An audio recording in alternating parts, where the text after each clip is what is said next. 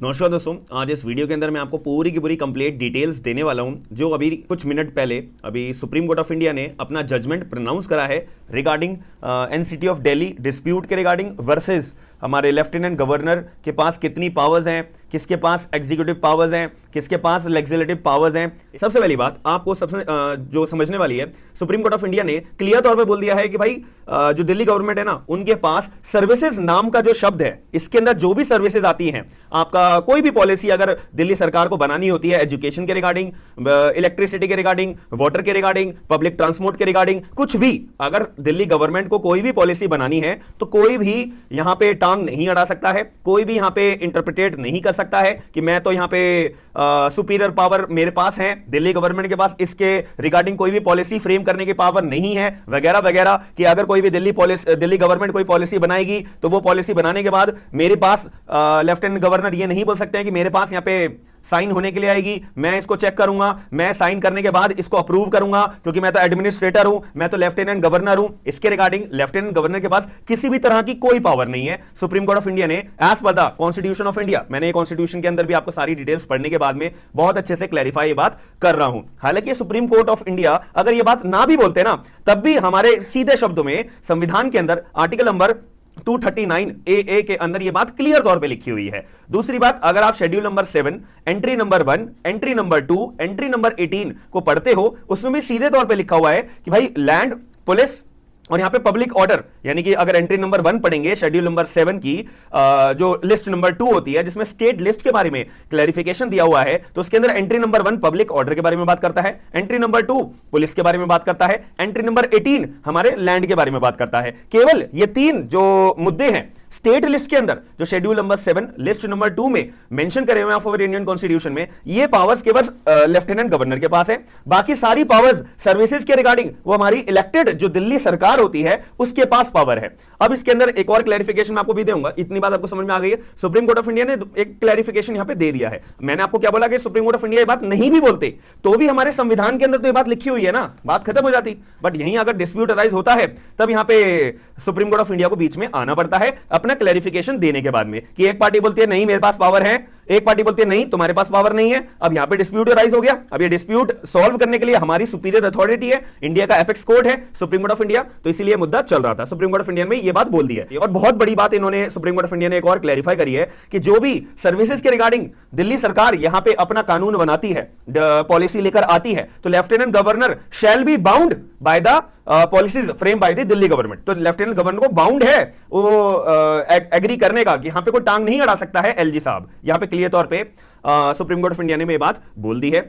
इसके बाद हम थोड़ा सा और चर्चा करते हैं। यहां पे सुप्रीम कोर्ट ऑफ इंडिया ने एक बात यह भी बोल दी है कि आर्टिकल 239 के ए में भी ये बात क्लैरिफाई कर रखी है, इसको हम इंटरप्रिटेट नहीं कर सकते हैं। क्यों? यहां पे हमारे भारत के अंदर डेमोक्रेसी है। अब यहां पे एक हमारी जो दिल्ली की जनता है वो एक गवर्नमेंट को इलेक्ट करके ला रही है, तो उसका मतलब क्या है कि भाई जो दिल्ली की जनता है वो चाहती है कि हम जो इलेक्टेड गवर्नमेंट लेकर आए हैं वो हमारे लिए पॉलिसीज बनाए, वो हमारे लिए काम करे, और जो पॉलिसीज बनाई जा रही है दिल्ली गवर्नमेंट के द्वारा वो एलजी साहब का यहां पे कोई रोल नहीं होता है। इतनी सी बात है। तो हम यहां पे कोई भी पर्टिकुलर यूनियन टेरिटरी को, कोई भी स्टेट को हम सेंटर के हवाले ऐसे नहीं कर सकते हैं। संविधान का यह उल्लंघन करने वाली बात होगी। यह भी साफ तौर पे बोला जा चुका है कि आर्टिकल 239 एएन के अंदर जो बात लिखी हुई है हम इसको इंटरप्रेट कर ही नहीं सकते। आर्टिकल 239 के ए में साफ यह बात लिखा हुआ है कि यहां पे एक दिल्ली को जो है NCT of Delhi, national capital of Delhi के नाम से जाना जाएगा। इसकी एक अपना विधानसभा होगी, विधानसभा के अंदर जो मेंबर्स होंगे वो डायरेक्ट इलेक्शन के थ्रू अपॉइंट करे जाएंगे, नॉमिनेट करे जाएंगे, अपॉइंट करे जाएंगे, बात खत्म हो जाती है। तो यहां पे अगर ये सुप्रीम कोर्ट ऑफ इंडिया बात ना भी बोलते तो भी हमारे संविधान में क्लियरली बात लिखी हुई है, यहां पे तो कोई विवाद था ही नहीं। ठीक है, अब एक बात यहां पे इन्होंने ये बात क्लियर कर दी है। और हमारे भारत के अंदर जो है अगर हम डेमोक्रेसी मेंटेन करना चाहते हैं तो इसीलिए हमने ये संविधान का पालन करना जरूरी है। संविधान के अंदर जो ये एंट्रीज मेंशन करी हुई है, आर्टिकल्स मेंशन करे हुए हैं, ये इसीलिए है ताकि यहां पे कोई भी डिस्क्रिमिनेशन ना हो, कोई भी यहां पे अपना अनऑथराइज तरीके से कोई अपनी एक्सेसिव पावर को इनकॉर्पोरेट ना कर पाए, इसीलिए हमें संविधान के थ्रू अपना चलना पड़ता है।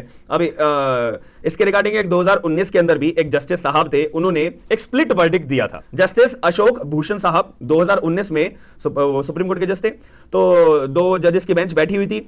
तो एक दो जज से एक जज साहब ने एग्री कर दिया, हाँ भाई दिल्ली सरकार के पास सर्विसेज के अंदर अपनी पावर आती है अपनी एक्सरसाइज करने के लिए। लेकिन जो जस्टिस अशोक भूषण साहब थे उन्होंने बोला नहीं नहीं नहीं नहीं, यहां पे जो सर्विसेज नाम का शब्द है ना, तो यहां पे यूनियन टेरिटरी जो दिल्ली वाली है उसके पास सर्विसेज कोई होती ही नहीं है, वो अगर हम उसको सर्विस दे देंगे तो डेमोक्रेसी के खिलाफ होगा, ऐसा इनका बोलना था।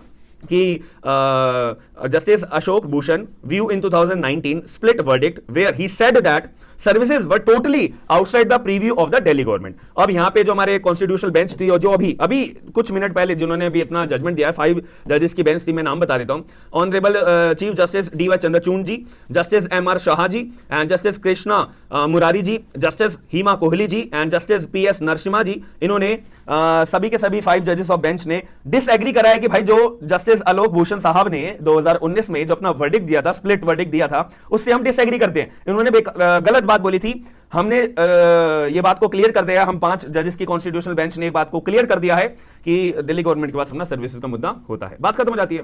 जो हमारी कॉन्स्टिट्यूशनल बेंच थी, इन्होंने एक बात और बोली है कि the federal structure of our country, federal structure अगर मेंटेन करना है तो जो दिल्ली गवर्नमेंट को जो दिल्ली गवर्नमेंट है वो हमारी फुल फ्लेज स्टेट है नहीं, इसीलिए हमने इनके लिए एक अलग लिस्ट 2 बना रखी है, लिस्ट 3 बना रखी है शेड्यूल नंबर 7 में। लिस्ट 2 आपको पता है ना, स्टेट लिस्ट होती है, लिस्ट 3 आपको पता होगा कॉन्करेंट लिस्ट होती है। तो स्टेट लिस्ट में केवल स्टेट गवर्नमेंट के पास अधिकार होता है अपना कानून बनाने का, लिस्ट 3 में कानून बनाने का अधिकार सेंट्रल गवर्नमेंट के पास भी होता है और अपना स्टेट गवर्नमेंट के पास भी पावर होती है। अगर ये मेंटेन होता है तो प्रिंसिपल ऑफ डेमोक्रेसी हम मेंटेन करके रख पाएंगे अपने देश के अंदर, federalism form of basic structure हम अपने देश के अंदर मेंटेन करके आ पाएंगे। सुप्रीम कोर्ट ऑफ इंडिया ने एक और बात बोली है, यहां पे बोला है कि जो लिस्ट 2 है, एंट्री नंबर 41 है शेड्यूल नंबर 7 के अंदर, कॉन्स्टिट्यूशन ऑफ इंडिया के अंदर, यहां पे बोला जाता है कि जो ऑफिसर्स होते हैं हमारे सर्विसेज के अंदर, जैसे आईएएस ऑफिसर्स हो गए, आईपीएस ऑफिसर्स हो गए और DANICS वाले ऑफिसर्स हो गए और DANIPS वाले ऑफिसर्स हो गए, जिनको सेंट्रल गवर्नमेंट अपॉइंट करती है,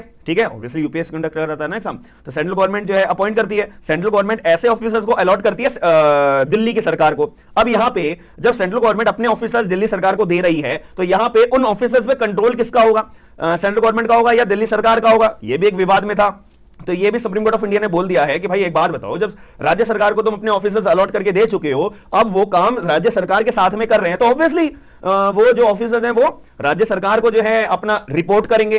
तो यहां पे अगर उनको जो दिल्ली गवर्नमेंट ऑर्डर करती है तो उनका IAS officer, IPS officer, DANICS वाले ऑफिसर्स जो मैंने आपको बताए हैं, इनको दिल्ली सरकार का ही पालन करना पड़ेगा, इनको दिल्ली सरकार को ही रिपोर्ट करना पड़ेगा, ना कि वो एलजी को रिपोर्ट करेंगे, ना कि वो सेंट्रल गवर्नमेंट को रिपोर्ट करेंगे। ये क्लियर तौर पे सुप्रीम कोर्ट ऑफ इंडिया ने अपने पर्टिकुलर ये जजमेंट में ये बात बोल दी है, क्योंकि जो सर्विसेज वर्ड है वो इसके लिए भी हमने डील करने के लिए यहां पे बोल दिया है। आई होप आपको जो मैंने आपको बात वीडियो के अंदर बताई है वो आपको समझ में आई होगी। वीडियो पसंद आई है तो वीडियो को लाइक जरूर करिएगा। आपका क्या पॉइंट ऑफ व्यू है, आपका क्या ओपिनियन है, कमेंट बॉक्स ओपन है, तो कमेंट बॉक्स आप अपना ओपिनियन कमेंट बॉक्स के अंदर जरूर बताइएगा। हम मिलते हैं नेक्स्ट वीडियो के अंदर। थैंक यू, धन्यवाद।